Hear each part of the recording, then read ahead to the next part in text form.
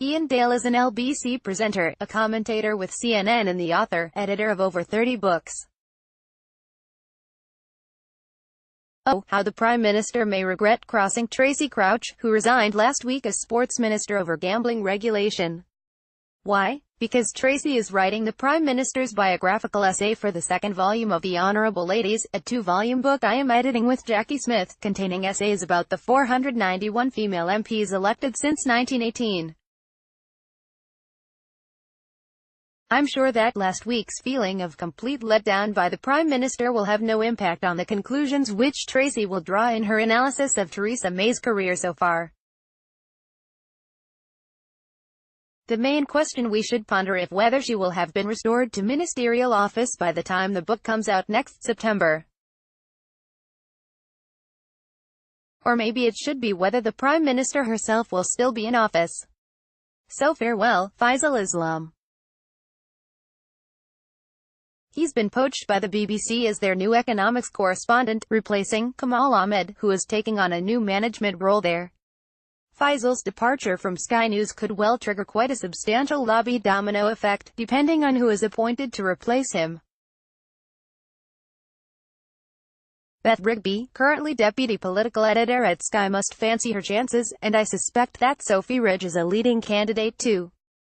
Other standout internal candidate would be Niall Patterson, who used to be a political correspondent at Millbank, then covered the defence beat and now co-presents the weekday breakfast show. If they want to look outside their own team, I'd say Tom Newton would be a strong candidate. He has been wanting to get into TV for some time and recently lost out narrowly to Deborah Haynes for the Sky foreign editor job. Of course, whoever gets the job will operate in the long shadow which Adam Bowelton continues to cast. He is Mr. Politics at Sky, and I suspect Faisal always found it quite difficult to make his own mark. Adam is a giant among political journalists, and there will be some who would happily make a case for him to return to his old job. He was brilliant at it. Those of you who have followed this column for some time will realize I have a slightly puerile sense of humor. So be warned, here goes.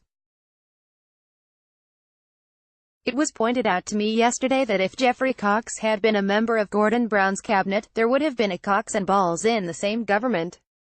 Arf arf.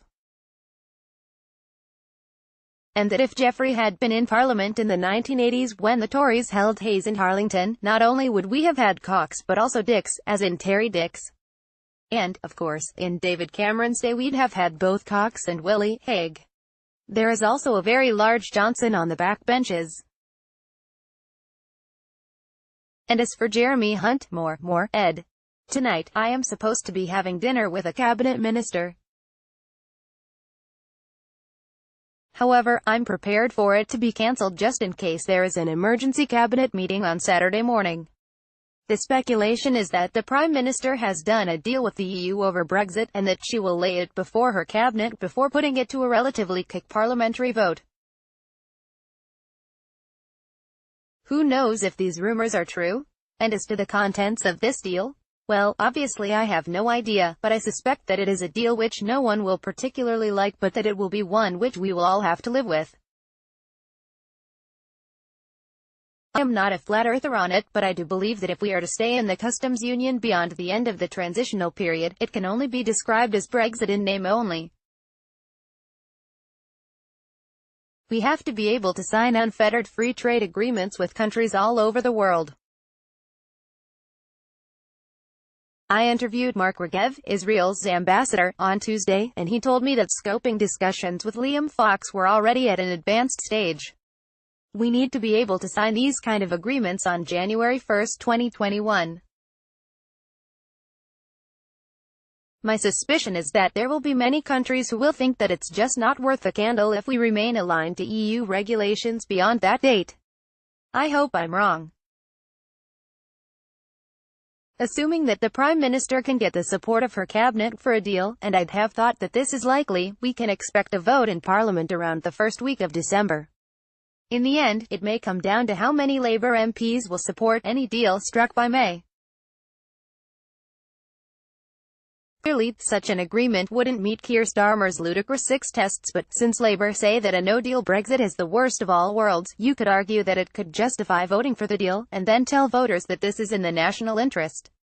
I suspect that it won't happen, but if Labour did go down that road, I think they would garner an awful lot of support. My current bet is that the deal will go through because enough of its MPs will vote for it to counteract the Conservative MPs who vote against. That could trigger internal mayhem in the Labour Party. I predicted on Monday that if the Democrats won the House of Representatives, Donald Trump would still claim victory. Guess what? They did, and so did he. I'm not sure these results really change an awful lot. The Senate balance means that even if the House tried to impeach the president over the next 2 years, it would fall at the first hurdle.